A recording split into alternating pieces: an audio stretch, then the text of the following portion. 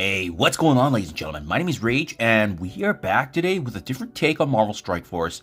There's been a lot of content coming out, so I've been definitely seeing a lot of frustrations and discontent. I want to spend a bit of time talking about that, as well as give you guys a snapshot in terms of how I best prepare my week to week, but as well understanding all the different game modes that do come about in this game and how we're gonna best obviously have some strategies to take care of that. So that way you are having fun still in the game and able to grow and prosper like myself, being free to play and highly engaged. Now, I figured the best way to kind of show you what's happening in the game and the perspective of a player is really just to showcase here all the activities that we do from a week to week and daily perspective.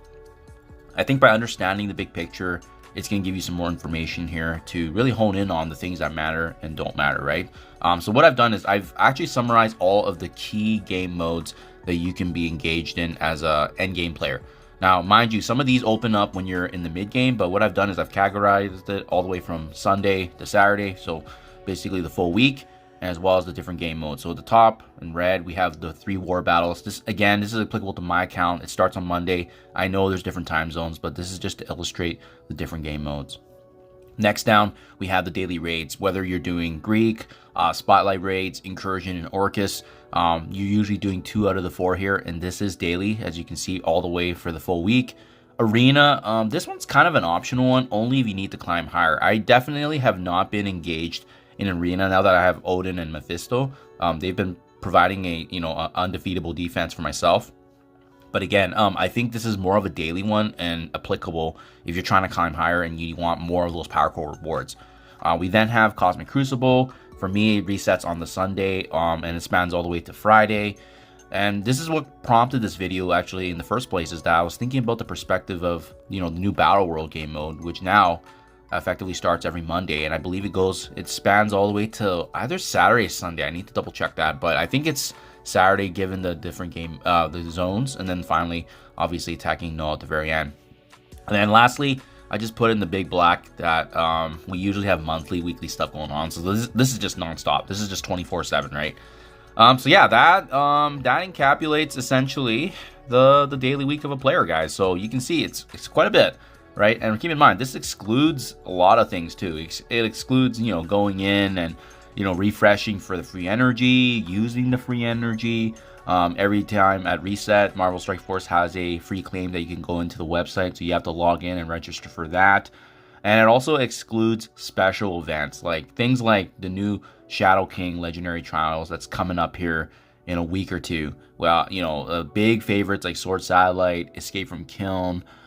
We got Shattered / Pocket Dimension renditions that are coming every few months or so. So there's really a lot, guys. There's a lot of information, a lot of game modes, so I can definitely understand the frustration. I can understand why a lot of players just struggle to keep up because so much is going on. And I think the biggest challenge really is where to focus on, right? And having that frustration, not really knowing, and that's why I think having the Discord community, having the Reddit community, even just being in an engaged alliance and asking questions, I think that's probably the easiest way. No one really documents what you should or shouldn't be doing, and I think that's the biggest challenge, right? And the meta changes so quickly that one team could be good in 6 months, and then say you join the game a few months in, while that team could be on the way out, right? And that's why it's really, really important to ask these questions, to communicate, and the tier lists are never accurate, especially with us, as content creators, making tier lists or referring to them. There's never really a documented one online that's actually accurate to date because, again, there's a new team every single month, and it just changes so fast in this game. So that's why, guys, if you have any questions below, my channel is also a great resource as well. Is that there's been a lot of responses and so forth. If you have any questions below, drop them below, guys. I can answer them, or other commentators or viewers can. This is a great community, very impassioned, and there's a lot of great knowledge out there that can be passed around for sure.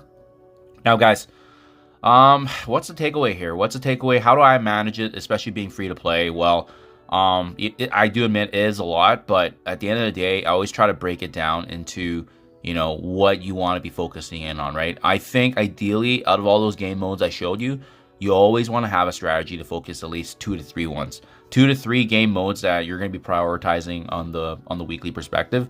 I wouldn't worry so much about doing well in every game mode. It's just not going to be possible unless you have the time to offset that, but you won't.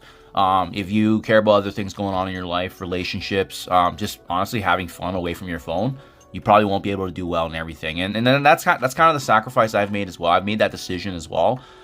We have to focus on 2 to 3 game modes, in my honest opinion. So I've listed out the key rewards that come from these modes. You know, like raids typically reward you with a lot of crimson gear for obviously prepping Dark Dimension 7. Arena is the true source of power cores, aside from obviously spending in the game. War is really good for just the credits, but as well the gold component that's rewarded every 2 weeks depending on how you do. Now, once you've solidified a pretty good position with your alliance, you don't really need to work on this as much. But if your ranking starts dropping and that impacts your overall payout, that's when I would pay attention, right?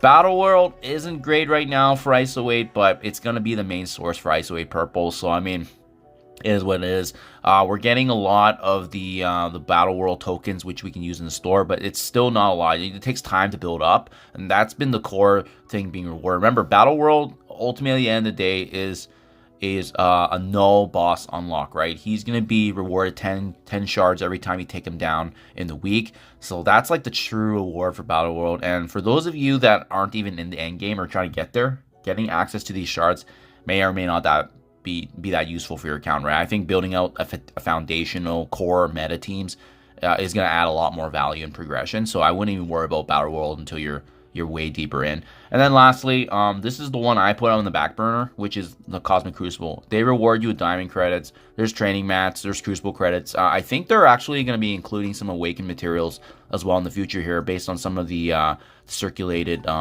leaks here and there. But end of the day, guys, that is the one that I've taken on a back burner because you can only have so much time, right? War and Crucible are less of my focus. Raids, Arena, and now Battle World for me is going to be typically what I'm focusing on. So that's how I'm having fun. That's how I'm focusing in on this. When I do have time, obviously, I'll try to engage. But that doesn't mean I don't do my minimum attacks and so forth. It just means that I definitely try less. And, you know, I probably spend only like a couple minutes, you know, either with the attacks or just trying to get the participation in. So my other strategy for you guys too is understanding key and breaking down events on a weekly perspective. And rest assured, guys, I don't expect you to do this. I do this every week when I preview what's happening. So if you just stay up to date with the channel, I usually release a video on the weekend to go through all the upcoming events, what to do and what to aim for. So, but you can do it by all means on your own as well. You can always preview this information in the game. It's just if you want to listen or understand where my angle's from, I'm always providing this on a weekly perspective. Same with other content creators. So, end of the day, guys, I just want to point out, remember to have fun, do what you're enjoying, and don't FOMO. I think this game has so many mechanics, and this is a great example of how it just tries to FOMO you into, you know, doing everything and being well and excelling at everything. And you don't need to, right? You really don't need to.